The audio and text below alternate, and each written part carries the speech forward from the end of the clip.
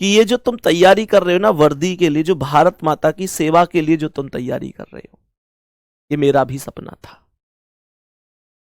मैं भी हमेशा से ये चाहता था कि या तो आर्मी की वर्दी मिले, या बीएसएफ, सीआरपीएफ, सीआईएसएफ, या मानकर चलो आईटीबीपी, मतलब जो एसएससी के अंतर्गत जो भर्ती होती है, मेरा भी सपना था। रनिंग की अगर मैं बात करूं तो रनिंग ऐसी थी कि लगभग 4 मिनट 50 सेकंड के आसपास हम 1600 मीटर दौड़ते थे सीधी सड़क पर। मतलब बहुत बहुत प्रैक्टिस की थी, इतनी प्रैक्टिस की शायद, मतलब अब क्या ही कहें, लेकिन 4 मिनट 50 सेकंड तक अगर कोई आदमी समय निकाल रहा है 1600 मीटर, तो आप समझ सकते हो कि मेहनत कितने लेवल पर रही होगी।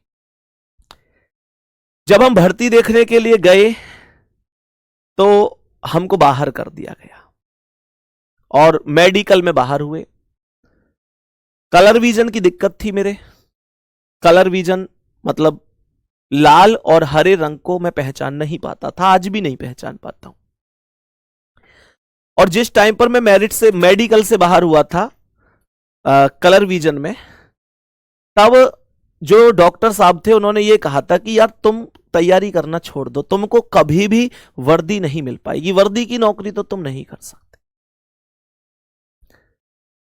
सोचो कि अगर किसी व्यक्ति को यह पता चले कि यार वो कभी भी भर्ती नहीं देख पाएगा, अब कभी भी उसका सपना सपना ही रह जाएगा, तो सच बताओ वो टूट नहीं जाएगा। वैसा ही मेरे साथ हुआ।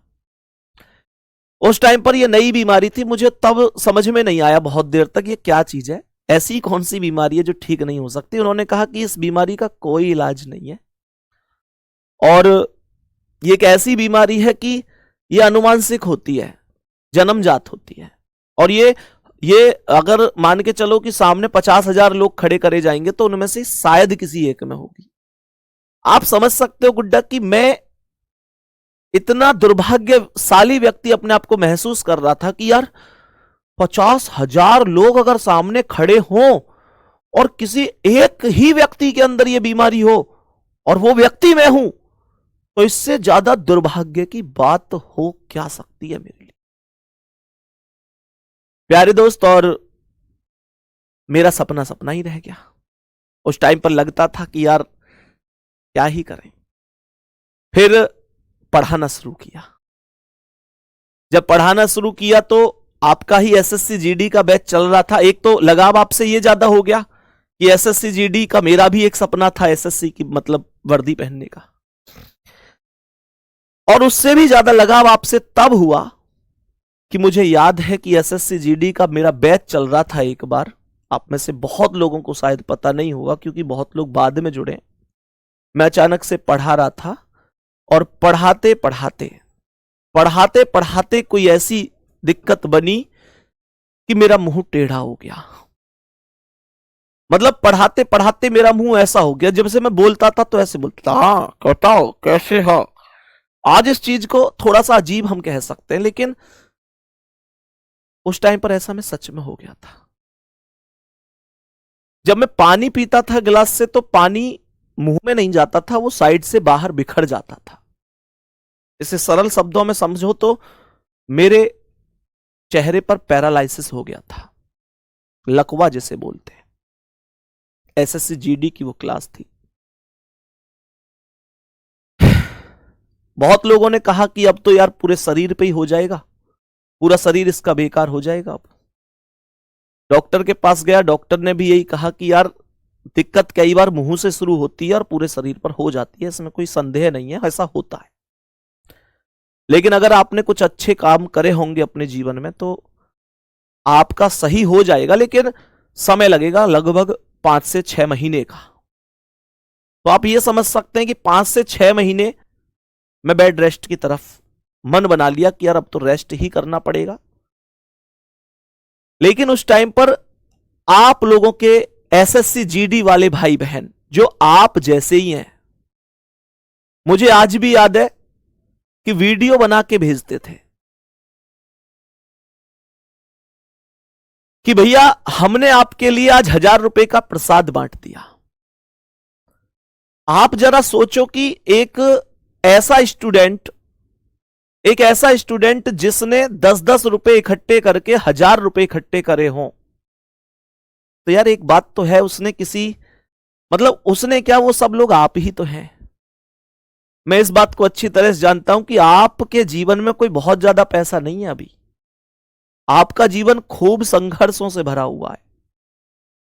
आपने अपनी जिंदगी में 10-10, 20-20 रुपए इकट्ठे करके गुल्लक में 1,000-2,000 रुपए इकट्ठे करे। वो किसी इस उम्मीद से करे होंगे कि चलो कोई सपना होगा, कोई ख्वाहिश होगी कि मैं फलाने काम के लिए उनको इकट्ठे कर रहा हूं। लेकिन जब बच्चों को यह पता चला कि यार संदीप भैया के ऐसे ऐसे दिक्कत हो गई है, तो उन्होंने ज्यादा नहीं सोचा, उन्होंने तुरंत उस गुल्लक को फोड़ा, वो रुपए उठाए और सीधे चले गए कहीं मंदिर में, कहीं गरीबों के दरवाजे पर, और केवल किसी को प्रसाद बांटा, किसी को कपड़े बांटे, और बस भगवान से एक ही दुआ मांगी कि संदीप भैया जल्दी से ठीक हो जाए। मुझे सच बताऊं तो तब से यह लगता है कि मेरा यह दूसरा जीवन आपका दिया हुआ है, इसलिए एक अलग लगाव आपसे और भी है। मैं सही 15 दिन बाद ठीक हो गया। 15 दिन बाद जब मैं डॉक्टर के पास पहुंचा तो उन्होंने कहा कि यार हमने पहला ऐसा केस देखा है जब कोई व्यक्ति 15 दिन में ठीक हो गया हो। तब मैंने उनसे एक बात बोली थी कि डॉक्टर साहब, जो आप मुझे दवा देते हो ना, वो एक तरफ है, जो आपके द्वारा दवाई दी जाती है वो एक तरफ है, लेकिन यह वास्तविकता है कि मेरे लिए कोई ऐसा है जो दुआ करता है, और दवा से ज्यादा ताकत दुआओं में होती है। आज मैं यहां पर खड़ा हूं अपने भाई बहनों के प्यार की वजह से। वो समय था जब मैं केवल आपको एक स्टूडेंट मानता था। तब तक मैं केवल ये मानता था कि भाई मेरा काम पढ़ाने का है, उसका ये बच्चे फीस देते हैं, और इनका काम पढ़ने का, तो हमारे और इनके बीच एक स्टूडेंट और टीचर का रिलेशन है। लेकिन तब से मेरा दिमाग हिल गया कि अगर स्टूडेंट और टीचर का ही रिलेशन था, तो इन बच्चों ने फिर क्यों अपनी जो पाई जोड़ी, एक एक रुपया जोड़ा, उसको बिना सोचे समझे मेरे लिए दुआओं में क्यों खर्च कर दिया? क्यों एक एक रुपए को प्रसाद के रूप में बांट के आ गए कि मैं ठीक हो जाऊं? तो ये स्टूडेंट और टीचर का नाता तो नहीं है, ये नाता शायद किसी भाई से और बहन से कम नहीं है, ये परिवार के नाते से बिल्कुल कम नहीं। तब उस टाइम पर समझ में आई चीजें कि यार जिनको मैं स्टूडेंट मानता आया हूं, उन्होंने दूसरी जिंदगी दे दी। आज से स्टूडेंट नहीं है, अपने परिवार का हिस्सा है। तो ये एक स्ट्रगल रहा। आज सोचता हूं कि मैं इस दुनिया का सबसे सौभाग्यशाली व्यक्ति हूं। उस टाइम पर जब कलर विजन में बाहर हुआ था तो अपने आप को इस दुनिया का सबसे दुर्भाग्यशाली व्यक्ति समझता था, लेकिन आज अपने आप को सबसे सौभाग्यशाली व्यक्ति समझता हूं, क्योंकि आज ये महसूस करता हूं कि ईश्वर ने मुझे आप जैसे भाई दिए, आप जैसा एक परिवार दिया, आप जैसे छोटे भाई बहन दिए, जो कम से कम अगर मैं कभी भी किसी मुसीबत में हूं तो मेरे साथ हमेशा खड़े। उस टाइम पर आज ये लगता है कि ठीक है, हम लोग खुद नहीं लग पाए, कलर विजन रहा, मेडिकल अनफिट हुए, लेकिन आज अपनी खुशियों को, अपने सपनों को आपकी आंखों में हम लोग देखकर खुश होते हैं कि यार आप सेलेक्ट होंगे तो हमारा सपना पूरा होगा। ये सारी चीजें रही, और इससे ज्यादा शायद मैं अब आपसे कहूंगा तो मुझे भी शायद रोना सा आ जाएगा।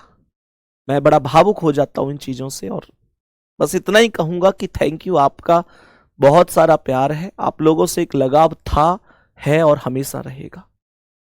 हाँ, पढ़ाने में कई बार ऐसा जरूर होता है कि कोई क्वेश्चन शायद मैं एक बार में बहुत अच्छी तरह से नहीं समझा पाता हूं, या आप लोग नहीं समझ पाते हो, या क्वेश्चन की लैंग्वेज ऐसी होती है, तो वो शायद एक तरफ है चीजें, लेकिन ये फीलिंग एक ऐसी है जिनका कोई मोल नहीं है आप लोगों के लिए।